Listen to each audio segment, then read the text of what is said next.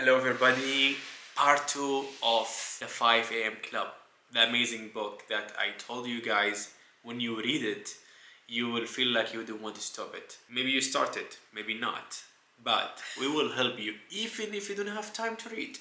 We have read it for you and we're gonna explain it with you in a very nice way where you can improve your life from all the knowledge that we'll be sharing with you now. Yes.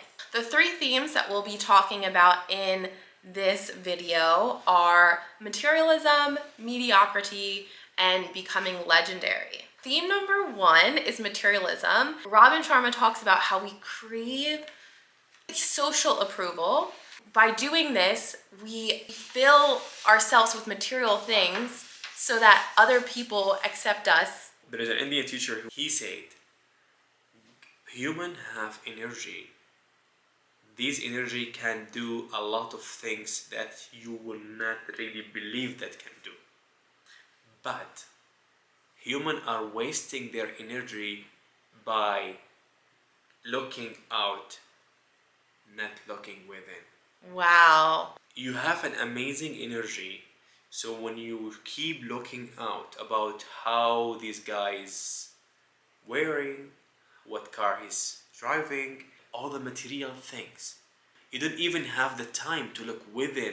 You will be controlled. And sure, like the more you watch people outside, I'm sorry, the more you'll be depressed because you're not watching your life.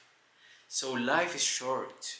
Why should we spend it looking to what people are doing rather than thinking about what we can do to ourselves to build ourselves?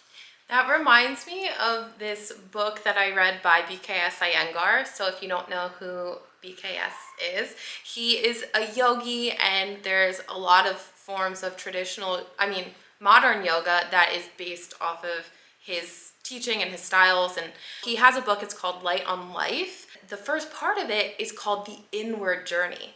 So it's literally about how to go inwards and how we spend so much of our time learning so that we can tell other people what to do, or learning so that we can share these things. The hardest journey is really the journey within and connecting with ourselves, getting deeper with our thoughts, understanding who we are. When we were talking about, even last time we were talking about the victory hour or these kind of things, if you think about it, it's not about the victory hour, it's about that clarity and stillness and silence in that moment where you can be practicing one important thing, which is focusing on you.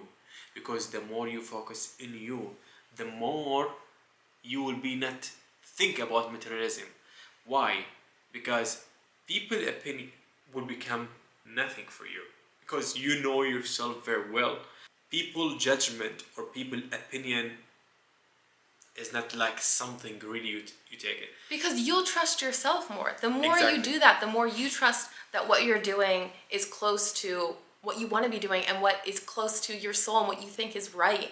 When you put that out there, then you can do it with more confidence that it doesn't matter if other people approve of this or not. When you are buying something that's really expensive and brand name, determining if you're doing that because you want to, or if you're doing that for some sort of external approval that you're seeking for. We read another book called The Psychology of Money, but he talks about how when you buy a really expensive car, how it looks on the outside like you're richer. Like, oh, this person, they got a new job and now they're driving this really expensive car. But really, by doing that, you have a lot less money. Each month you're paying a higher amount on your car payments, and so each month actually you have less money. So all these material things are not a reflection of actually your wealth.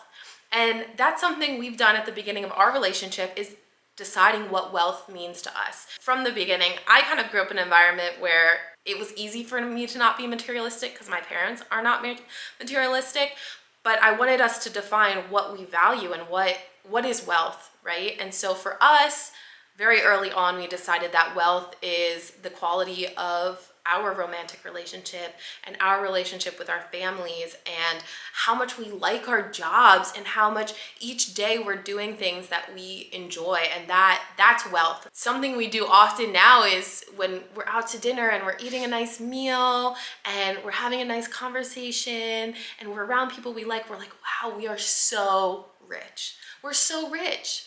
There's a story about one journalist. He went to one of the wealthiest people on earth. He asked him, "Tell me your secrets." And then he said, "Come and meet me tomorrow around like 7 a.m. in the morning and have coffee with me." He told him, "I'm gonna teach you what wealth means." This journalist came the next day and he sat down, and then he was like, "What?" So it was about like sunrising time. So when the sun rised, there is a flower that was on the table, and the flower started to open.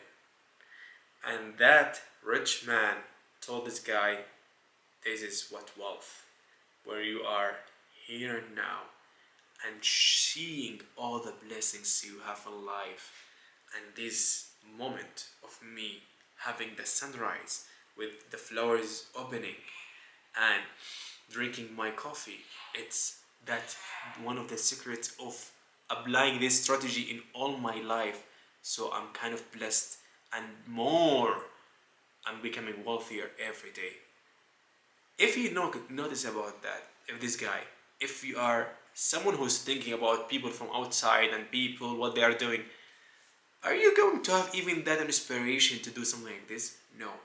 And the good thing, God has empowered us with a lot of talents, with a lot of passions, with a lot of capabilities that we can use, because human are like are something not normal. They are the one who created everything. See how genius we are. We created all these machines. We have created a lot of things. We discovered and we built. High North awakening. You will not discover the treasure within you if you keep looking outside. More and more technology makes this so much harder to be present. Another thing he says is how our phones are costing us a fortune, which he's not talking about overuse data. He's not talking about because you spend a ton of money on the new iPhone. Like, he's talking about your time and how valuable your time is, and how the amount of time that we're giving to our phones and giving to technology in an unintentional and mindless sort of way is costing us a fortune. It's not about the money at the time only, it's also about the energy. Your energy is wasted the more you watch people live and you stop watching you. The more you watch your life, the more you will be like more aware of all the possibilities on the strength that you have. The more you're gonna be using this strength to have a better version of yourself. When you watch more people, that means you're not gonna discover who you are and discover all that strength that you have in your life. Hi, Noor. So moving on to theme number 2, mediocrity. The title of chapter 4 is literally letting go of mediocrity and all that's ordinary. And so he talks about how to live a world-class level life by eating the best foods and putting yourself into the best situations and experiencing the best moments. And it's just about essentially being intentional about everything that we do, so our life isn't mediocre. When we really reflect, it's like, are we just doing everything like half-half? You know, like, are we just nos? I don't know. How can you decide to take quality over quantity? Put that extra effort and live that life that you want to be living. Imagine your life is when you do everything with full of awareness and full of presence. You will not really gonna live your life with a victim mindset, because you feel like everything I do, I'm very responsible about what I do because I'm so present here. The more you search about the truth, the more the truth will appear to you. The more you search about being wealthy, the more ideas of wealth, the more ideas of and people of wealth will appear in your life. So where's your focus goes, your energy flows. The more you focus here and now, and the more you do everything with awareness, with really living that, the more you're gonna enrich your life with the power of life within your life. Any decision in your life that you're just kind of like, meh, replace it with something amazing. When you want to go out to eat and your partner is like, where do you want to eat? And you're like, it doesn't really matter. Like, how many times have we done that? I do that. I've done that so often. And I'm thinking about it now and I'm like, that is something really I could change. I like look up good restaurants in your area and like really be intentional about that decision so that you can feel like your life is reached this like slowly reach this next level of higher quality. Because if you let life choose for you, okay, life will choose for you, and it might be not a good life that you want. So the more you practice, I'm choosing this, I'm choosing this, I'm doing this. That means you are telling yourself, you are responsible about your life. You have the full control about life. Even like you cannot even lead others when you cannot lead your life. So the more you lead your life, the more you'll be able to lead others, to lead yourself for another level, another quality of life. And that starts with setting up your environment. So another thing he says is that your surroundings shape your perception. A few days ago, I cleaned up our area and I wrote Rahim a note that I said, a clean environment equals a clear mind. And I don't know if it's verbatim what I wrote. And I was like, one of the best ways to like raise your level of your quality of life is by changing your environment and putting things in your environment that brings you joy, that makes you feel creative, that makes you feel calm. Because if you wake up and you have like a messy house, your brain is going to feel messy. You're not going to feel organized inside. And that is another book we're reading is Atomic Habits. We might have talked about this already, but that's something that Atomic Habits talks about, is that you need to organize your life in a way that sets up good habits. The environment shaping patterns isn't something that just applies to good habits or good lifestyles. Like, this is something that they do like in hospitals, right? If you've ever seen in hospitals how nurses have the computers on wheels. I don't know, it depends on what hospital you go to, but they might have computers on wheels, they bring it into, or there's a computer in the room, and they bring it into the room, and that change in environment promotes patient safety, right? To have the nurses have the computers, be able to scan the medications, check the orders right next to the patient versus running back and forth, going to the nurse's station, double checking, going to get the medicine, and in that like 10 minutes, something could have changed. Exactly. So that's like a whole field of like studies, like how to set up the environment of hospitals so that it promotes safety, so that it promotes like higher satisfaction of like nurses and doctors, and you can apply that same sort of thinking to your life in what you want. Like, it's not, I mean, maybe it's not patient safety is the intention, but maybe it's creativity or clarity, whatever it is, and then be like, how can I shape my environment? Maybe it's healthier, right? That's like one of the first things that you do once you like try and start like a healthier lifestyle, is that you like throw out anything in your environment, because you are going to eat the cookies if they're there. So, he's not. I'm gonna eat the cookies. I'm gonna eat the cookies if they're there. If you notice what we have said now, you cannot really become aware of your environment until you become aware of yourself. So the more you be aware and focus about yourself, you will be like, how much is the environment is controlling you sometimes and affecting your life. So when you have your victory hours, when you do anything that can make your life and quality of life within you much better than anything else, the more you will be aware about what's happening around you, what environment I'm choosing to be in. Oh, that means I have goals now, because the more you go inside, the more you find there's a lot of dreams and goals and things that you would love to achieve in your life, and you feel like, I'm wasting my life by watching what people are doing. So God will guide you to other things. So you'll feel like, okay, I have these big dreams. That means I need a new environment. You cannot be someone else while you are being in the same environment every day. So you will be aware of your environment.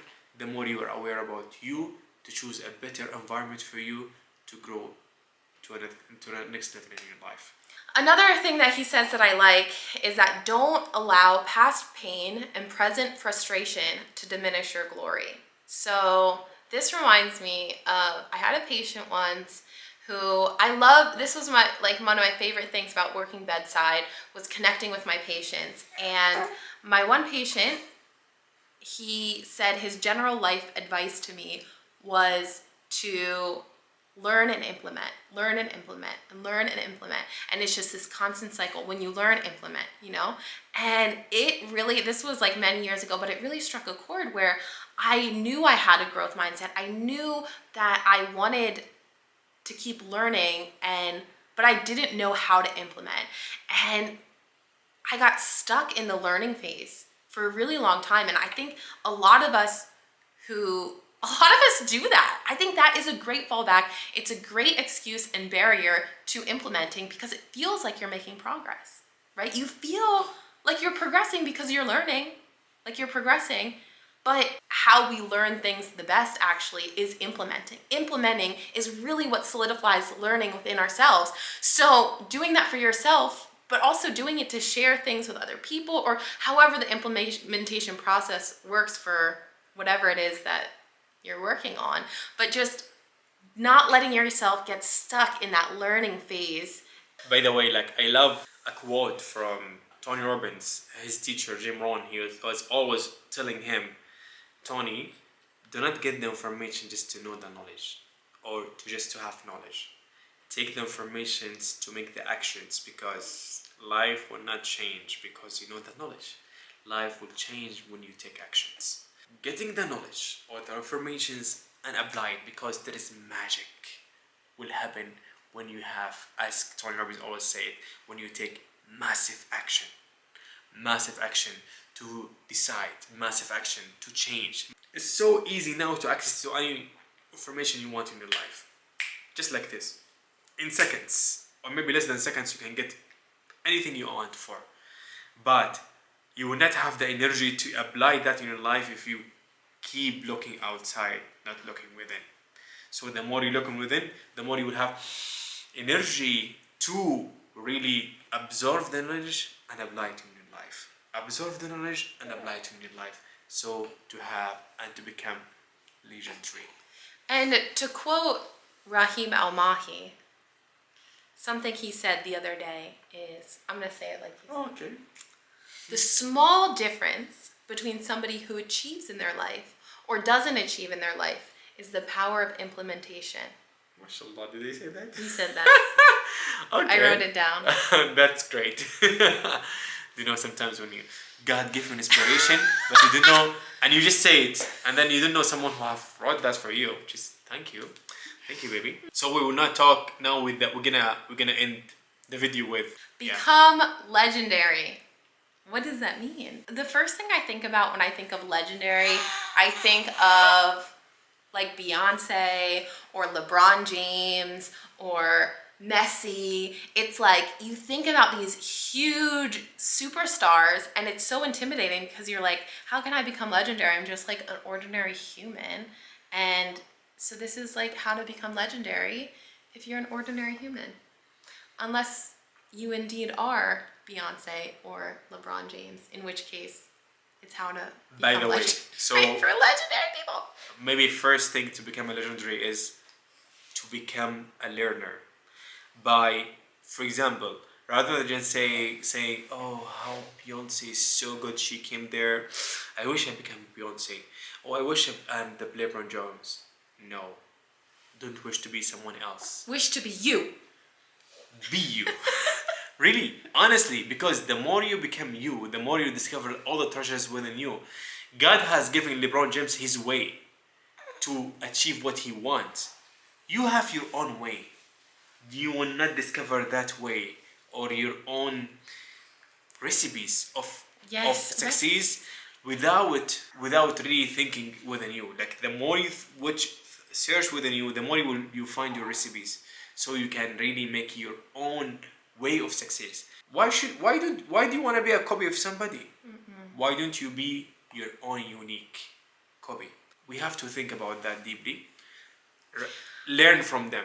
Learn from Know the them. strategies, but you don't have to be like them. Yes, see people who you admire, and I think it's good to Inspired you.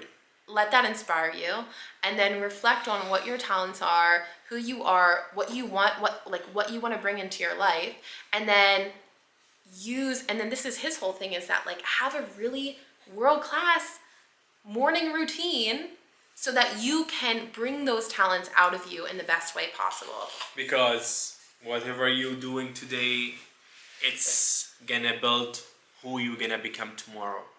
So be aware of everything you do, because the result of the new version of you or the future you is but what you are doing today. Are you deciding to become a legendary or not?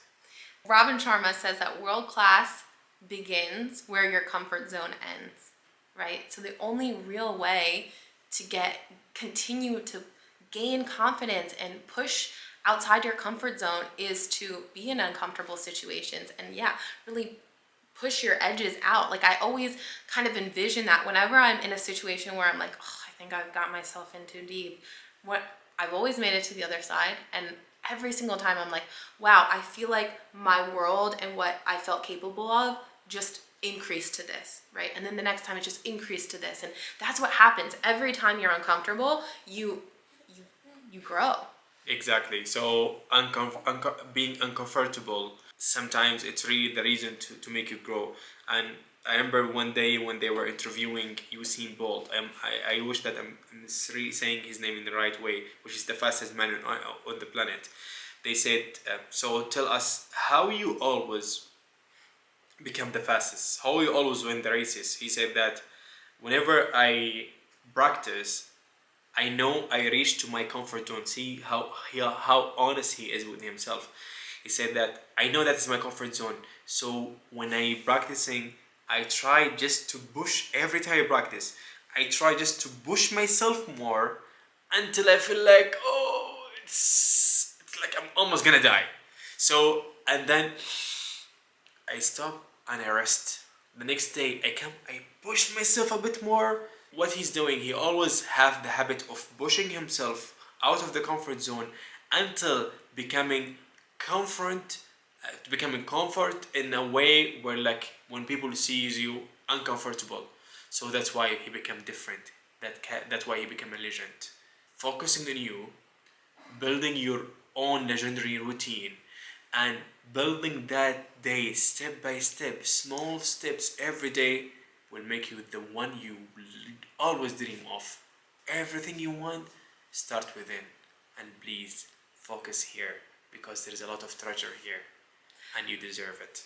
I want to end with a quote. So the quote is, too many of us die at 30 and get buried at 80. At a different section, he talks about how on your deathbed, realizing that, you climbed a mountain your life, but realizing that it was the wrong mountain. Wow, really, like too many of us die at 30 and get buried at 80. When you stop comparing yourself and focusing on you, you will find your own mountain, you'll find your own treasure, you'll find your own recipe, because all is within. There used to be this saying still is that like on your deathbed, you don't wish you worked more hours, right? And I think now it's like on your deathbed, you don't wish you watched more TikToks or watched more Netflix. It's like you wish you were in the present moment more. You wish that you applied yourself to as much as you could. That's why Steve Jobs one day he was saying, one of the secrets of a good, happy living is to imagine every day is your last day. So you always do the best thing for yourself to become always the better version of yourself. Thank you. Thank you.